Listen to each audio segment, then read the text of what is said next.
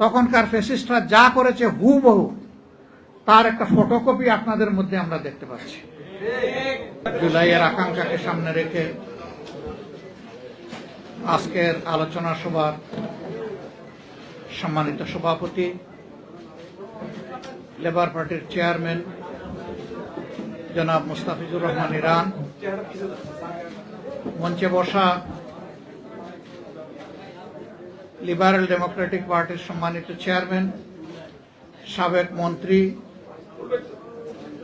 ৭১-এর রণাঙ্গনের বীর মুক্তিযোদ্ধা জনাব ডক্টর কর্নেল অলি আহমদ বীর বিক্রম, এনসিপি সহ 11 দলের শীর্ষ নেতৃবৃন্দ, সুধীমণ্ডলী এবং সাংবাদিক বন্ধুগণ, আজকে একে একে আপনাদের সামনে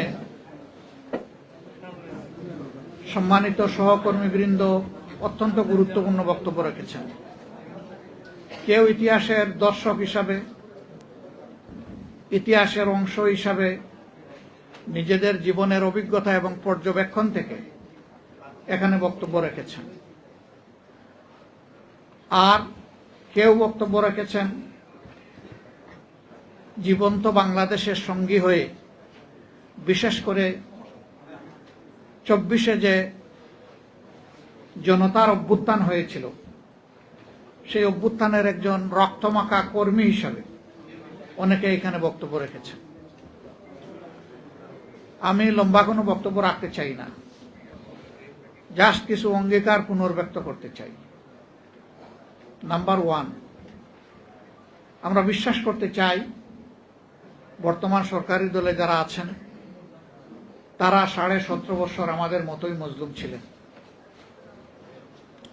আমি তাদেরকে একবার অনুরোধ করব, জাতির উপরে এই যে জুলুমের পাহাড় নেমে এসেছিল, এই ক্ষেত্রটা কেন কিভাবে প্রস্তুত হয়েছিল তারা যেন একবার চিন্তা করেন। তারা যেন চিন্তা করেন 17.5 বছর বাংলাদেশের মানুষ, বিশেষ করে সেই সরকারের বিরোধী যারা ছিলেন, বিরোধী রাজনৈতিক মতবাদে যারা বিশ্বাস করতেন, তারা সহ সমস্ত আলিম উলামা, সাংবাদিক মহল, সুশীল সমাজ, ব্যবসায়ীরা, সাধারণ মানুষেরা, শ্রমিক জনতারা, তারা কেমন ছিলেন তারা যেন একটু চিন্তা করেন। তারা নিজেরাই বলেছেন তাদের সময় কেটেছে পাট খেতে, ধান খেতে। এখন হঠাৎ করে আল্লাহ তাআলা আমাদেরকে মুক্তি দিলেন একটা রক্ত ভেজা আন্দোলনের মাধ্যমে। তারপরে এই স্মৃতি তাড়াতাড়ি ভুলে গিয়ে যে হাসলটটা ফ্যাসিস্ট সরকারের ছিল সেইটা আপনারা আবার ধারণ করতে যাচ্ছেন কেন? আমরা তো নতুন কিছুই দেখতে পাচ্ছি না।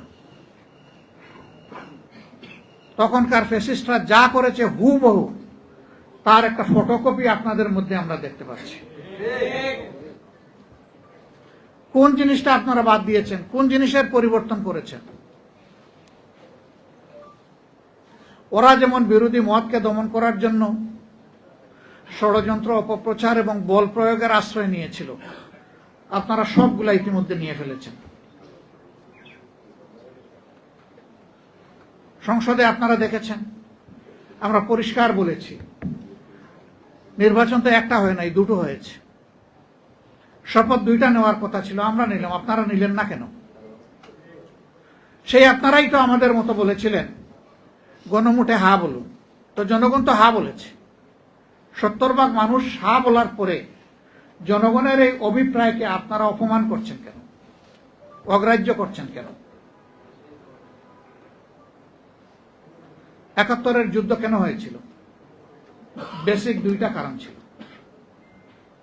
একটা ছিল বৈষম্য, আরেকটা ছিল জনগণের ভোটকে সম্মান না দেখানো। এখন হুবহু দেখি তাই সবকিছু, কোনো বেশ কম দেখতে পাচ্ছি না। জনৈক শামসুল আলমের কথা এখানে বলা হয়েছে, নাসির উদ্দিন পাটোয়ারি বলেছেন যে তিনি বিএনপির র্যাঙ্ক এন্ড ফাইলের একজন অ্যাক্টিভিস্ট। তাকে কোথায় নিয়ে বসালেন? নির্বাচন কমিশনের অতিরিক্ত সচিব হিসাবে বসালেন। 1 বছরের জন্য আপনারা চুক্তিভিত্তিক তাকে নিয়োগ দিয়েছেন। আপনাদের মতলব আপনারাই ভালো জানেন। তবে এই 1 বছরের ভিতরে গুরুত্বপূর্ণ অনেকগুলো নির্বাচন হবে।